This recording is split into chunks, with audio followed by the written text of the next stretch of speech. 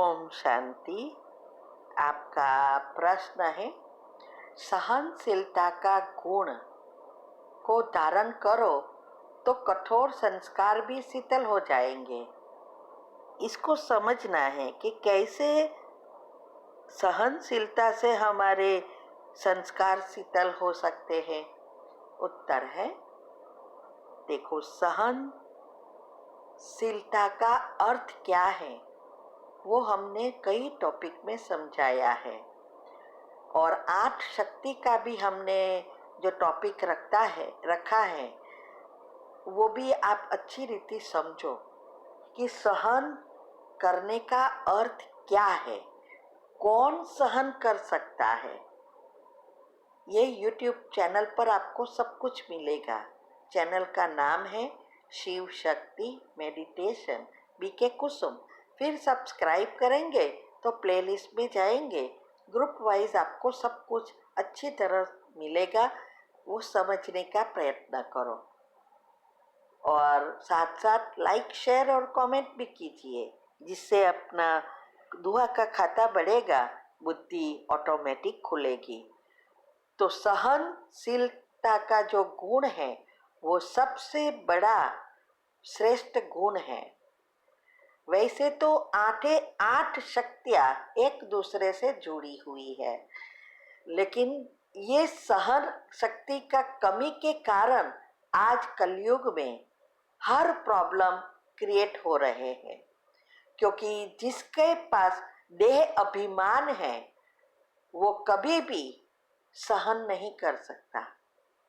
इसीलिए हमने एक उदाहरण दिया है कि सहन वो कर सकता है जो झुका हुआ है। जैसे वृक्ष होता है, वो भी कई वृक्ष ऊंचे होते हैं, इतने ऊंचे बढ़ते हैं, लेकिन उसके पास न तो फ्रूट है न छाया है दे सकता है, इसीलिए उसको कोई हैरान भी नहीं करता।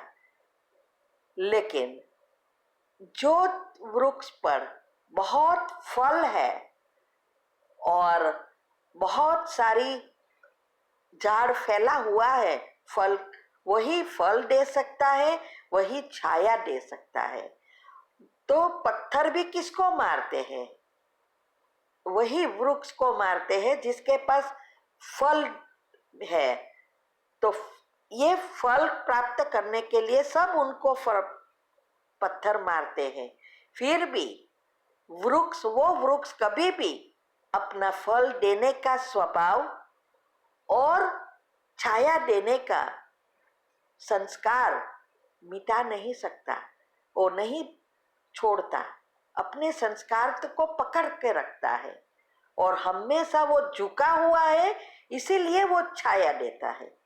और वो ताड़ को कोई पत्थर नहीं मारता, क्योंकि उसके पास कुछ है ही नहीं देने के लिए। ऐसे ही हम भी, जो भी आत्माएं हैं, उसके पास जो गुणों से भरपूर है, वही किसी को कुछ दे सकती है और कल्याण कर सकती है। तो सहन भी उसको ही करना पड़ता है, क्योंकि वो गुणों से भरपूर है, फ्रूट से भरपूर है, इसीलिए सदा झुकता है। और जो झुकता है वही अपने पुरुषार्थ में आगे बढ़ सकता है। तो क्योंकि सहनशील बनना अर्थात सभी गुणों को धारण करना। तो ये जो हमारे पास अगर सभी गुण हैं, उसका मतलब यह है हमारे 7 चक्रों के एनर्जी लेयर्स पॉजिटिव है।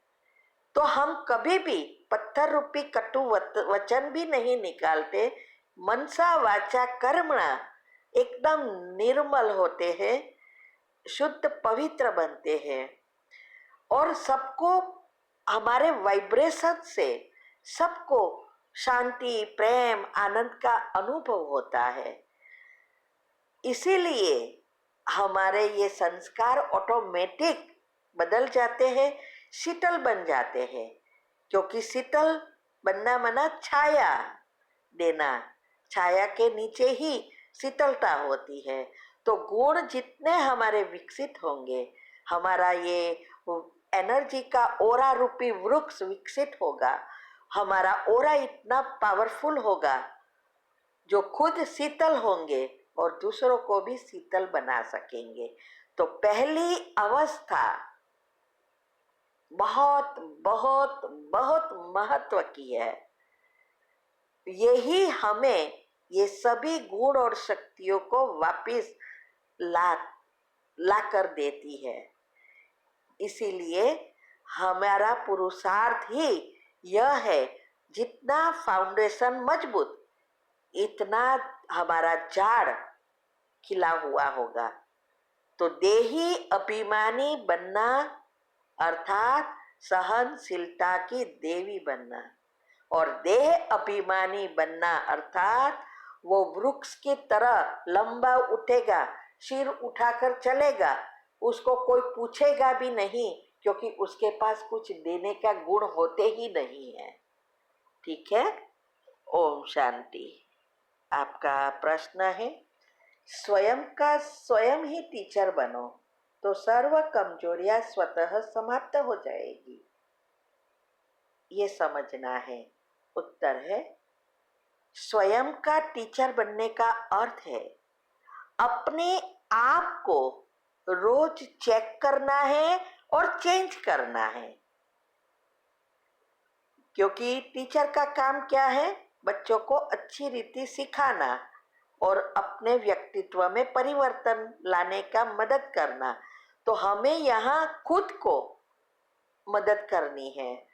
तो रोज हमें हमारे चार्ट को चेक करना है, हमारे में कौन सी कमियां हैं वो चेक करना है, हमारा पुरुषार्थ में कितनी प्रगति हुई है ये चेक करना है, फुल स्टॉप लगाने में कितना समय लगता है, कौन से गुण की कमी है, ये रोज चेक करो, उसके पर ध्यान देना, और तब हमारी कमजोरियां स्वतः समाप्त होती जाएगी।